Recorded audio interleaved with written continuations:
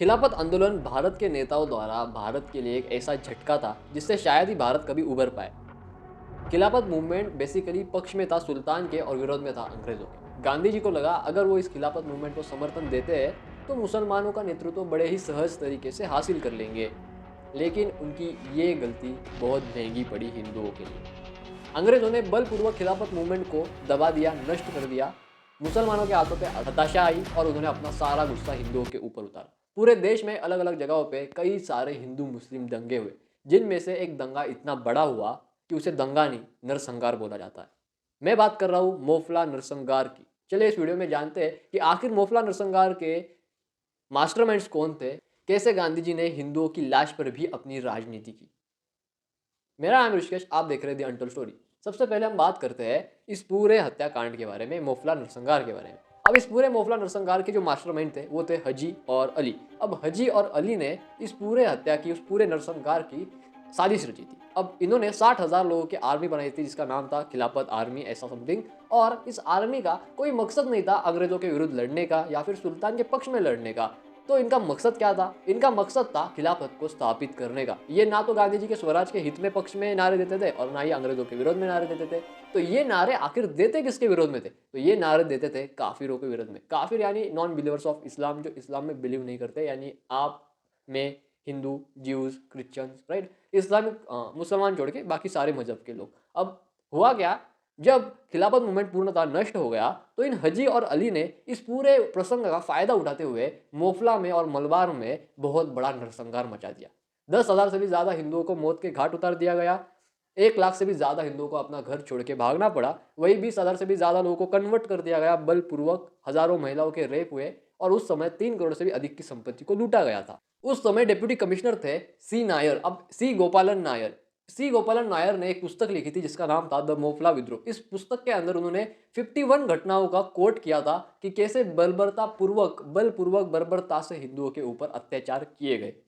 आगे चल के नीलम्बर की रानी ने उस समय के वाइसरॉय मिस्टर रीडिंग की पत्नी लेडी रीडिंग को पत्र लिखा। अब पत्र में वो क्या कह रही है आप सुन के शायद शॉक हो जाओगे। नीलम्बर की महारानी कह रही है कि जो कम से कम जो हम पे बीता है उसका अंदाजा लेने के लिए कब आपको जो है वो मोफला आना चाहिए, जिसे मैं और मेरी हजारों बहनें पिछले 5 महीनों से अधिक समय से झेल रही है।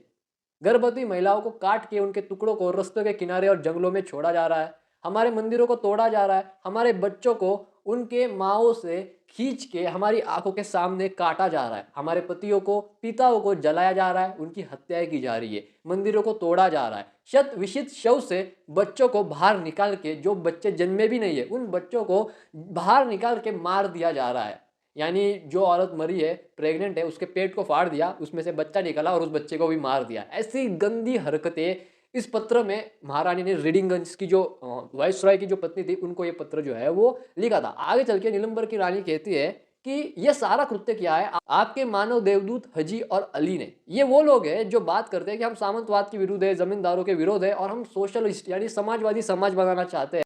जो पिछले 5 महीने से ये मलबार और मोफला में जो कल्याणकारी राज्य कर रहे हैं शरिया का, क्या वो सच में कल्याणकारी था? वो समाज सुधारक था? ऐसा सवाल उन्होंने जो है वो वाइसरॉय की पत्नी को पूछा था। आगे चल के डॉक्टर बाबा साहब अम्बेडकर अपनी किताब Pakistan and partition of India, इसके वॉल्यूम 8 में पेज नंबर 164 पे बड़ी जबरदस्त बात लिखते हैं। वो कहते हैं कि मलबार और मोफला के हिंदुओं के साथ जो हुआ ना वो अवर्णनीय है, इनडिजायरेबल है, उसे वर्णित नहीं किया जा सकता। आगे चल के वो कहते हैं कि जो मोफलाओं ने हिंदुओं के ऊपर किया वो काफी ज्यादा बर्बरता पूर्वक था। गर्भवती महिलाओं को चीर देना, नरसंहार करना, जबरन धर्म परिवर्तन करना, आमजनी को मतलब कि संपत्ति को लूटना, आगजनी करना, ये बिल्कुल भी इसे कोई आम दंगा नहीं कह सकते। ये एक बोर्थोल्यूम था, ये एक प्री प्लान जेनोसाइड था। मोफला के मुसलमान खुले रूप से स्वतंत्र पूर्वक हिंदुओं के ऊपर बर्बरता बिता रहे थे। सरकार चाहती तो आर्मी का प्रयोग करके इसे रोक सकती थी, लेकिन हताशा आई, रोक नहीं पाई।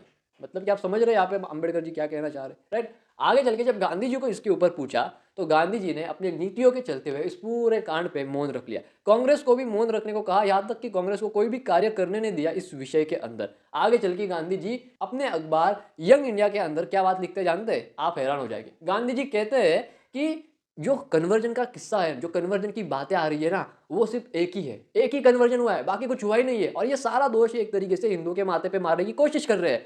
आगे चल के हमें पता चलता है कि जब society of servants of India ने द सर्वेंट ऑफ इंडिया इस कमिटी ने एक रिपोर्ट का गठन किया था, उस रिपोर्ट के अंदर उन्होंने साफ साफ बताया है कि 10,000 लोगों की मृत्यु हुई है, 1 लाख से भी अधिक लोग मारे गए, 20,000 लोगों को बलपूर्वक धर्मांतर कराया गया, उन्हें कन्वर्ट किया गया। उसके बावजूद भी गांधी जी कहते हैं कि ऐसा सिर्फ एक इंसिडेंट हुआ। उसके प्रत्युत गांधी जी ने उन हिंदुओं की रक्षा करने के लिए, उन हिंदुओं की सहायता करने के लिए कुछ नहीं किया, बल्कि जिन मुसलमानों ने बर्बरतापूर्वक हिंदुओं के ऊपर अत्याचार किए, उन्हीं के लिए सहायता निधि यानी फंड रेजिंग करना शुरू कर दिया।